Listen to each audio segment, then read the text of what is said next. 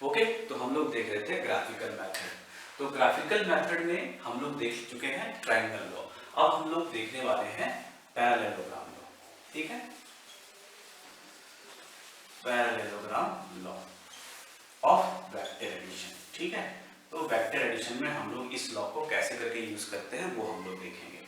तो अगेन जो triangle law actually क्या है कि ट्रायंगल लॉ और जो पैरेललोग्राम लॉ होता है दोनों लॉ इक्विवेलेंट होता है। ठीक है, यानी कि दोनों सेम रिजल्ट देगा, ऑब्वियसली सेम रिजल्ट देगा। आप कोई भी मेथड को यूज करो उससे क्या मतलब है।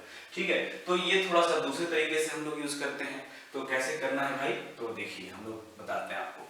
क्या है कि जो मेरा पहले वेक्टर था वो कितना था जी, 5 सेंटीमीटर। अगेन हम लोग क्या करेंगे, 5 सेंटीमीटर का ही लाइन ड्रॉ करेंगे।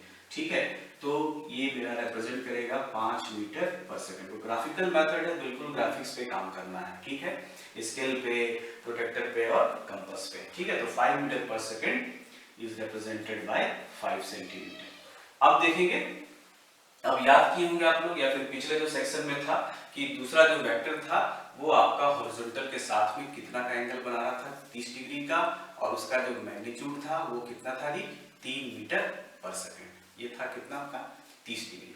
ठीक है, अब क्या करना है, अब आप इस वेक्टर को चाहे तो यहां भी प्लेस कर सकते हैं या फिर जनरली देखिए आप इस वेक्टर को यहां भी प्लेस कर सकते हैं या फिर यहां भी प्लेस कर सकते हैं, लेकिन हम लोग को इसमें head to tail method follow करने का जरूरत नहीं है। ठीक है, हम सीधे यहाँ पर एक ओ ऑरिजिन मान लेते हैं और दोनों वेक्टर को जो है यही से हम लोग निकलते हुए दिखा सकते हैं, कोई दिक्कत वाली बात नहीं। ठीक है, तो ये हमारा हो गया कोई भी वेक्टर 5 मीटर पर सेकेंड, और उसके बाद ये दूसरा जो वेक्टर है हमको यहाँ पर दिखाना।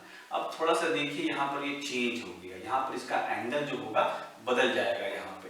तो ये जो एंगल है ये इधर 30 डिग्री था, तो इधर ऑब्वियसली ये 150 डिग्री हो जाएगा। लीनियर पे 180 डिग्री का होता है, इसलिए ये आपका कितना हो गया, 150 degree.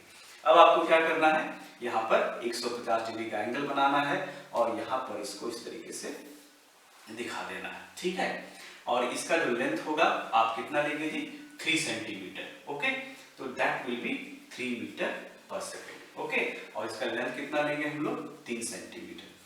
Parallelogram law of vector addition मतलब कि आपको इस तरीके से कंस्ट्रक्शन करना है कि ये एक पैरेललोग्राम बन जाए। ठीक है, तो उसके लिए आपको क्या करना है कि इस पर्टिकुलर पॉइंट पे, इसके हेड पे आपको क्या करना है, एक बिल्कुल पैरेलल लाइन ड्रॉ करना है इससे।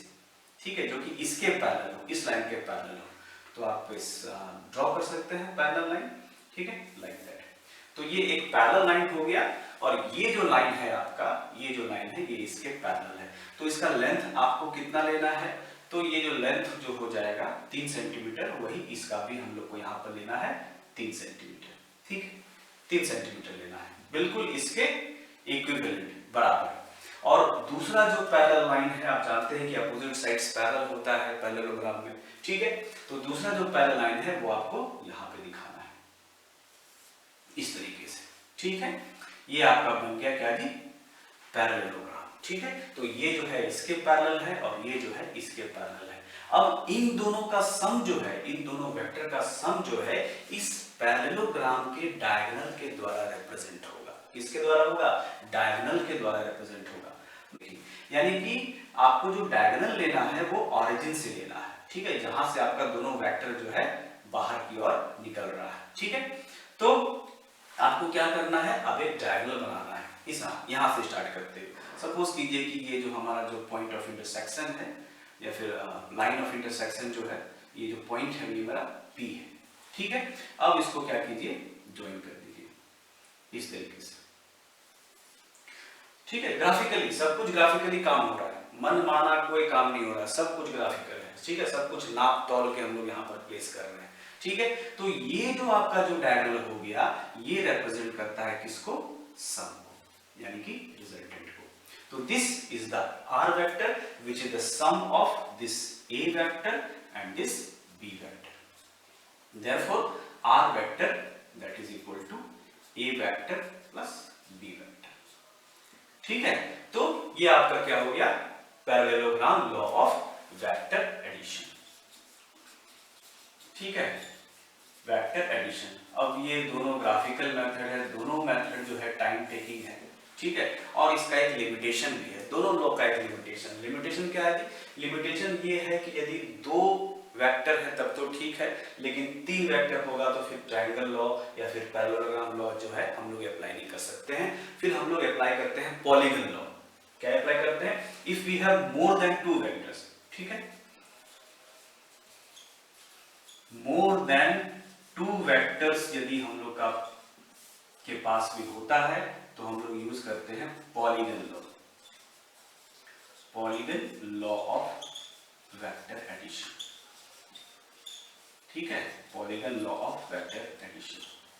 और ये जो पॉलीगन लॉ है एक्चुअली ये लॉ जो है इसी से आता है, ठीक है, ट्रायंगल लॉ से आता है या फिर आपका पैरेललोग्राम लॉ से आता है। ये हम लोग आगे आपको बताएंगे कि ये polygon law of vector addition हम लोग कैसे यूज करते हैं।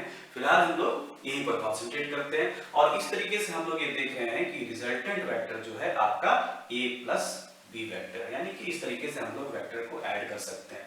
अब कोई दिक्कत नहीं है, इसको आप निकाल सकते हैं, स्केल पकड़िए, इसको मेजर कीजिए, उतना ही आएगा जितना पहले आया था। कितना था पहले आया था हम लोग का 2.8 सेंटीमीटर, मतलब क्या हो गया, यानी कि 2.8 मीटर पर सेकेंड, ठीक है। तो रिजल्टेंट कितना हो गया, या फिर इन दोनों ए और बी का सम कितना हो गया, that is 2.8 metre per second. और उसके बाद इसका डायरेक्शन क्या है, तो प्रोटेक्टर लीजिए और ये वाला एंगल को मेजर कर लीजिए, जो भी है आपका माप आएगा, ठीक है। तो ये जो है थीटा बना रहा है ए वेक्टर के साथ में, उसको आप यहाँ पर डिनोट कर देंगे, ठीक है।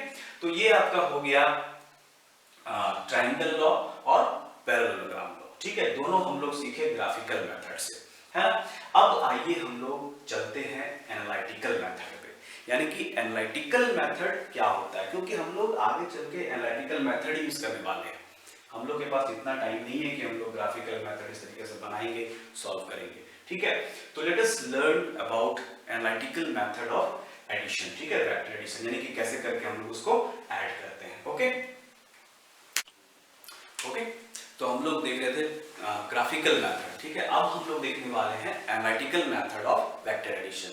कहने का मतलब ये है कि हम लोग का जो लॉ है वो वही है, ट्रायंगल लॉ है या फिर पैरेललोग्राम लॉ है, लेकिन इसमें क्या है कि इसमें हम लोग जो है एनालिटिकली काम करेंगे। Okay, we have need not to use scale और प्रोटेक्टर और कंपास, ठीक है, सारा कुछ कैलकुलेशन बेस्ड होगा।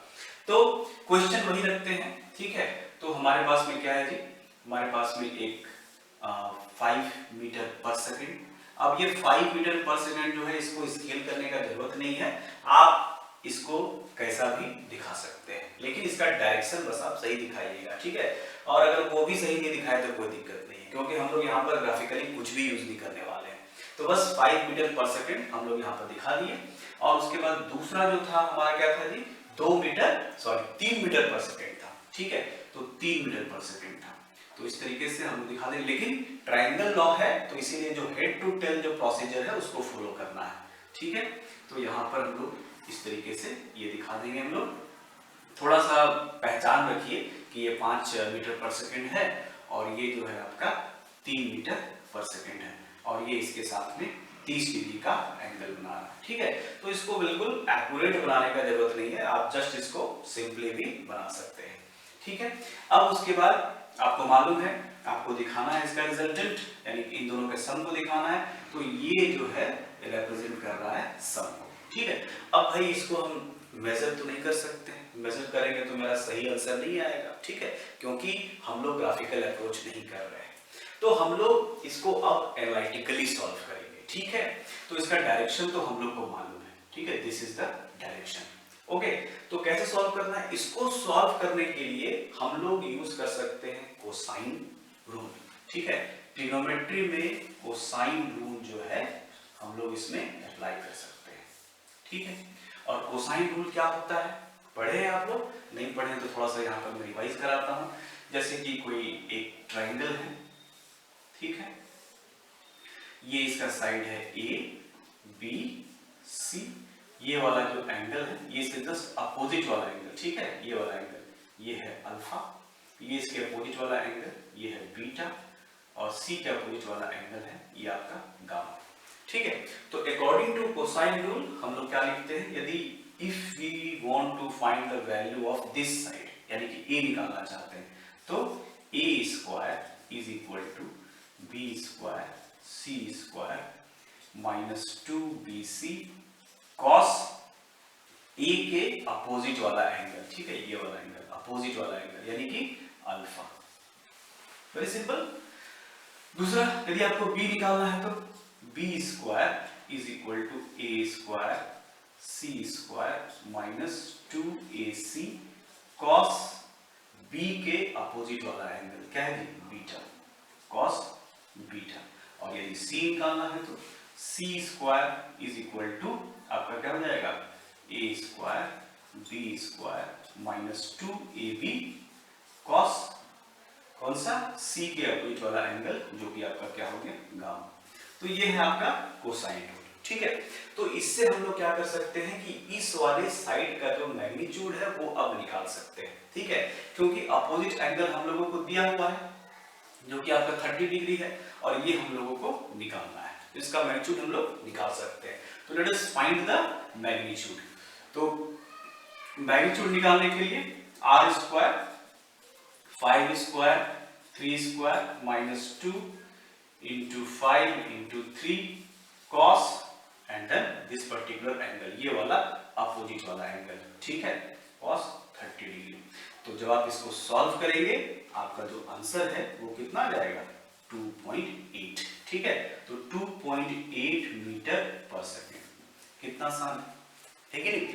कुछ भी आपको इसमें ग्राफिकली नहीं करना है। अब दूसरा बात कि भाई इसका एंगल तो बताना है, ये तो आपने क्या बताया, ये बताया मैग्नीट्यूड, तो इसका एंगल बताना है।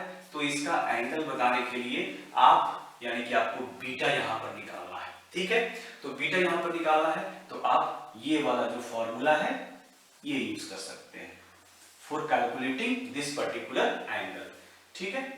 तो ये फॉर्मूला जो है हम लोग यहां पर यूज करेंगे। ओके, तो वेरी सिंपल दिस वन, क्या लिखेंगे यहां पे हम लोग, here b square minus a square minus c square, ठीक है, that will be equal to what, this one, ये हम लोग यहां पर ले आए, ये हो गया माइनस 2ac, मैं निकाल के दिखा दे रहा हूं, cos बीटा, ठीक है। आपको ये बीटा वाला एंगल निकालना है, ठीक है ना। तो यहां से आप लोग इस तरीके से इसको निकाल सकते हैं।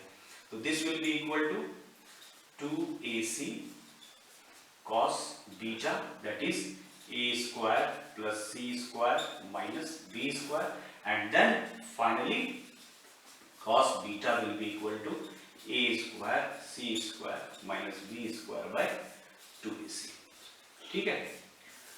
तो इस तरीके से आप क्या कर सकते हैं, एंगल भी निकाल सकते हैं by using this particular formula. और भी तरीका है एंगल निकालने का, साइन रूल है, वो भी हम लोग देखेंगे एज पर द रिक्वायरमेंट। तो ये कब हुआ, जब आपका ये कोई भी ट्रायंगल जो है राइट एंगल नहीं है तो, है ना।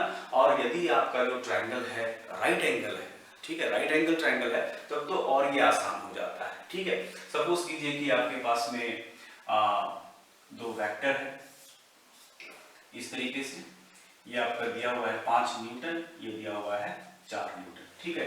तो आपको निकालना है जी, इन दोनों का रिजल्टेंट निकालना है।